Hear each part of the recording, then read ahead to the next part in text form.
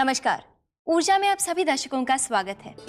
पिछले कई एपिसोड से गुरुजी हमें बता रहे हैं कि भगवान बुद्ध ने कुल 38 मंगल गुणों का उपदेश दिया है, जो आज के दौर में भी उतना ही महत्व रखता है।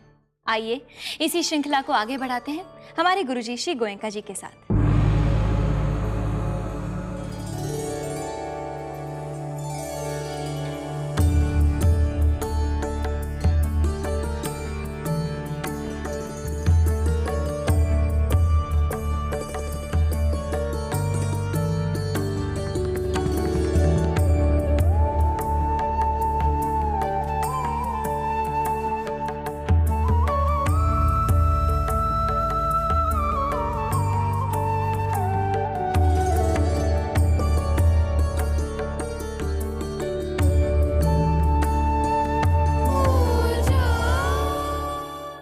प्रणाम गुरुजी। सुखी हो बेटी। प्रणाम माता जी। गुरुजी, हम गृहस्थों के लिए 33वां उत्तम मंगल कौन सा है? बेटी, ये जो शुरू किया, कुसंगत से बचना, सत्संगम में लगना, ये एक एक कदम गृहस्थ को कहाँ ले जाता है? बहुत ऊंची अवस्थाओं पर ले जाता है। तो एक एक कदम आगे बढ़ रहे हैं तो आगे जाकर के ये 4 आर्य सत्य हैं, इनका दर्शन करना उत्तम मंगल है। कठिनाई सबसे बड़ी ये हो गई कि भगवान बुद्ध की जो शिक्षा इस विपश्यना विद्या में थी, वो दुर्भाग्य से नष्ट हो गई, विलुप्त हो गई भारत में। उनकी जो वाणी जिस भाषा में थी, वो भाषा लुप्त हो गई, उनकी वाणी लुप्त हो गई।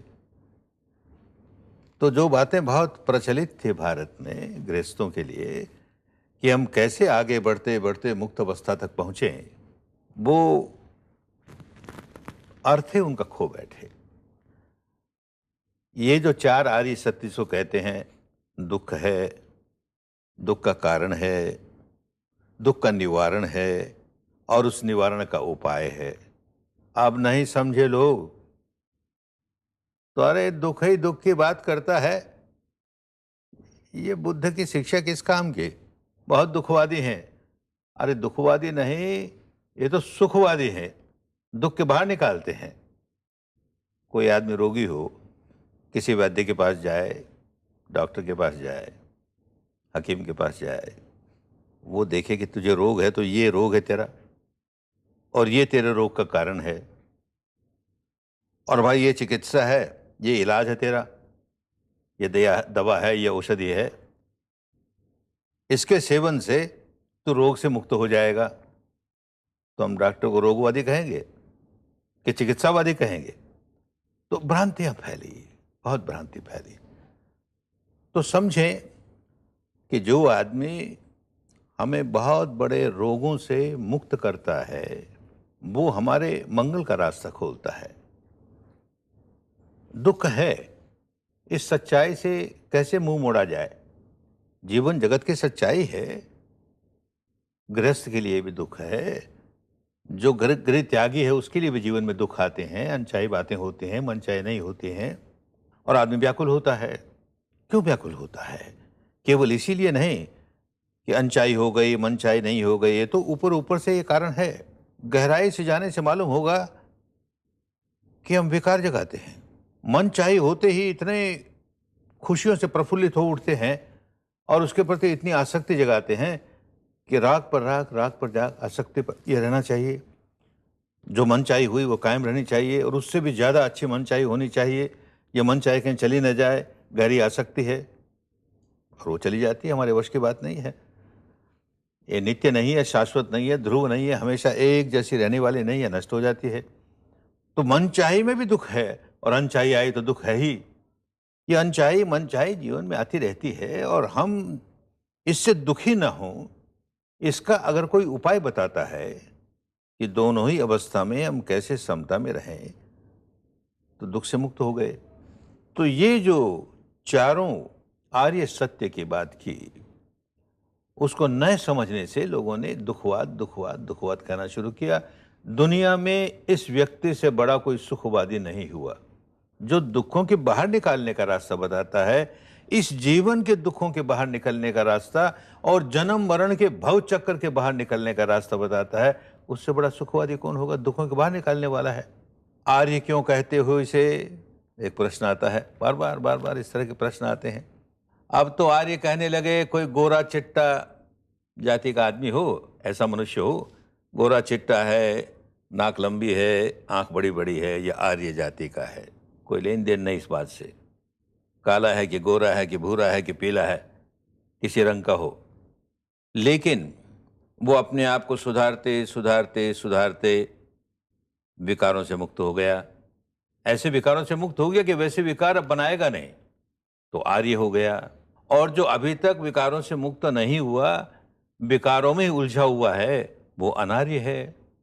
चाहे उसका रूप रंग चाहे जैसा हो, वो अनार्य है। तो पाली भाषा में उसी को अनरियो कहते थे, आर्य को अरियो कहते थे, अनार्य को अनरियो कहते थे। अनरियो अनरियो अनरियो आगे जाके अनाड़ी हो गया। शब्दों का अपभ्रंश होता है, अनाड़ी हो गया। क्या अनाड़ी होता है? कि जिसको ये होश नहीं है कि मैं स्वयं अपने आप को दुखी बनाए जा रहा हूं, मैं ये नहीं जानता कि मैं दुखी क्यों हो रहा हूं, ये नहीं जानता कि मैं स्वयं अपने दुख का कारण हूं, और ये नहीं जानता कि मैं उस दुख का निवारण कर सकता हूं और कर नहीं रहा हूं, तो अनाड़ी है ना। और क्या अनाड़ी हुआ? अनार्य है। तो कैसे अनार्य से हम आर्य बने? सारी विद्या इसी बात के लिए है। इसको नहीं समझते, इसलिए गृहस्थ का जो उत्तम मंगल है वहां तक पहुंचाता है। वहां तक पहुंचने की विद्या नष्ट हो गई।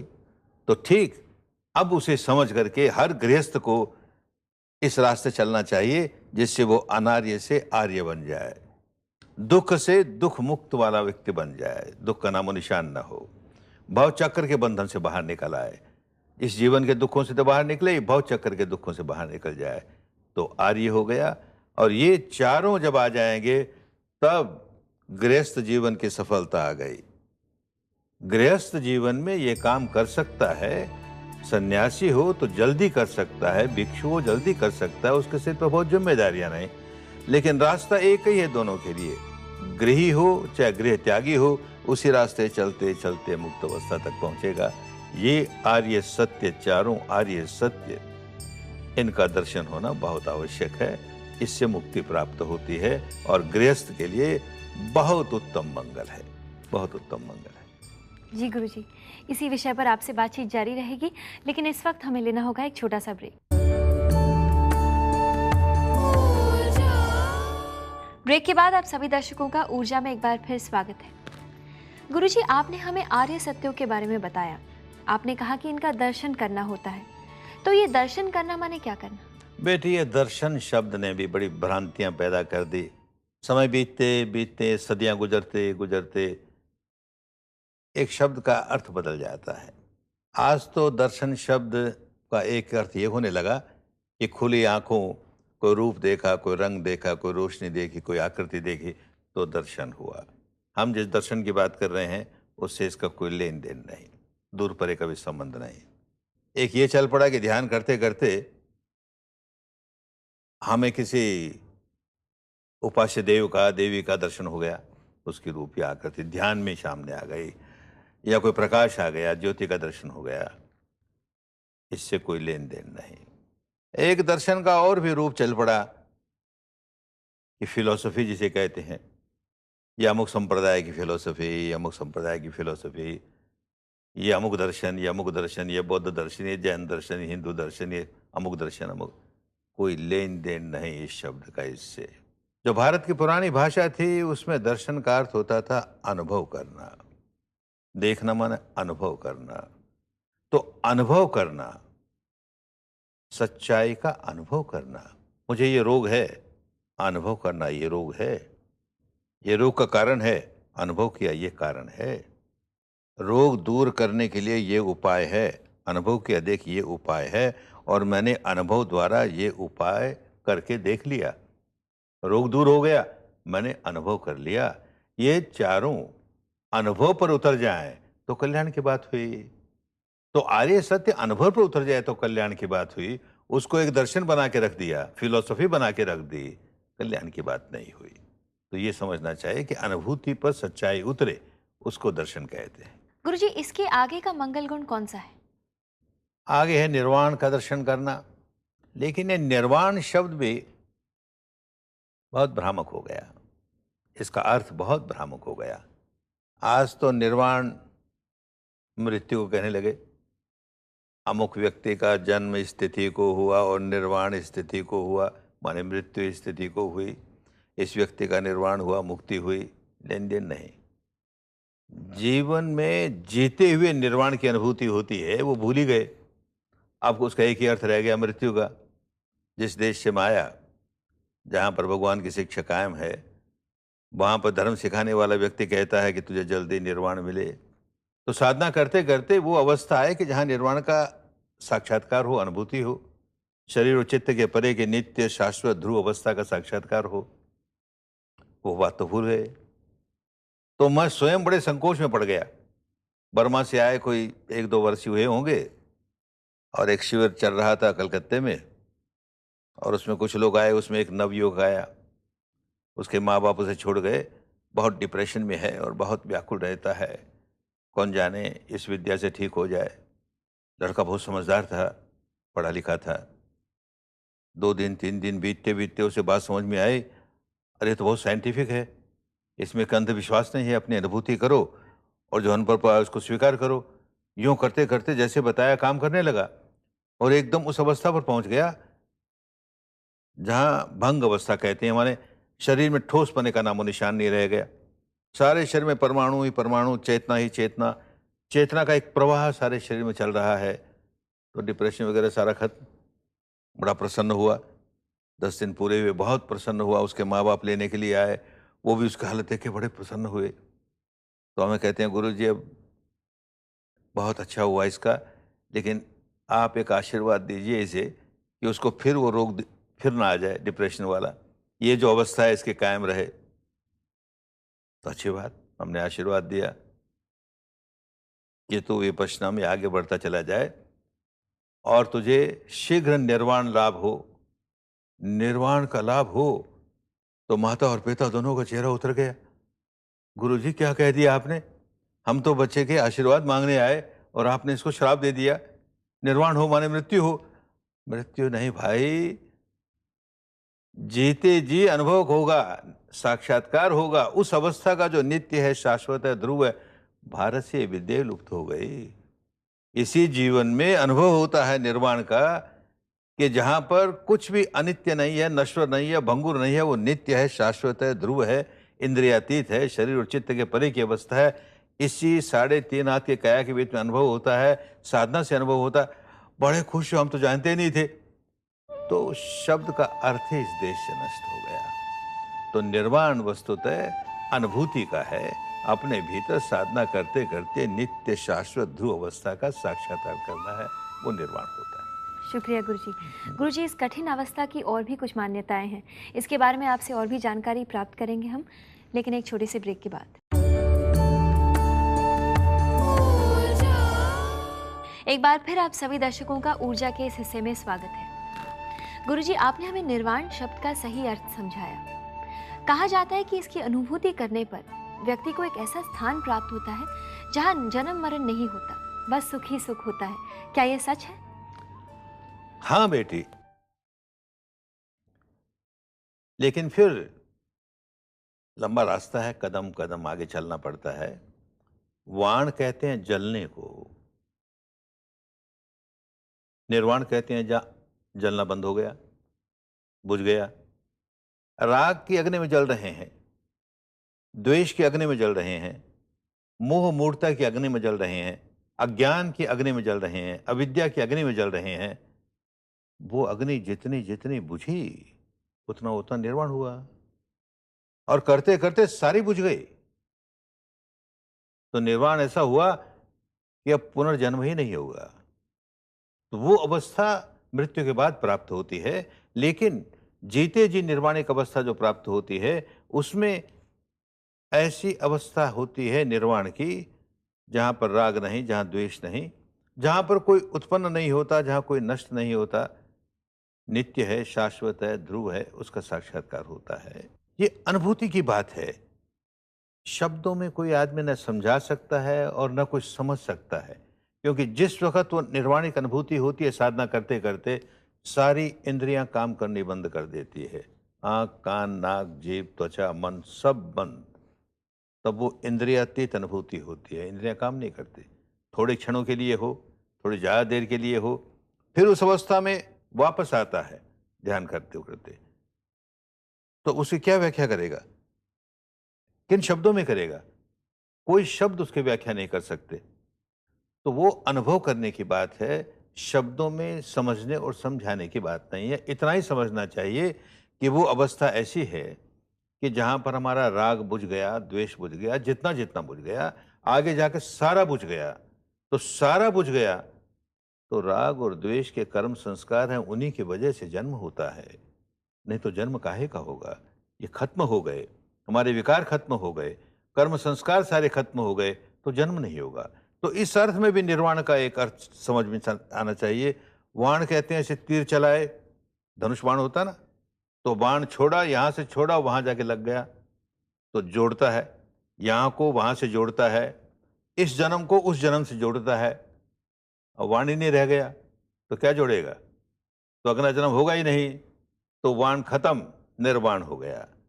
किसी तरह समझें, ये जन्म मरण के दुखों से बाहर निकलने की विद्या है और हर गृहस्थ, हर मनुष्य ये कर सकता है। गृहस्थों को थोड़ा समय लगता है।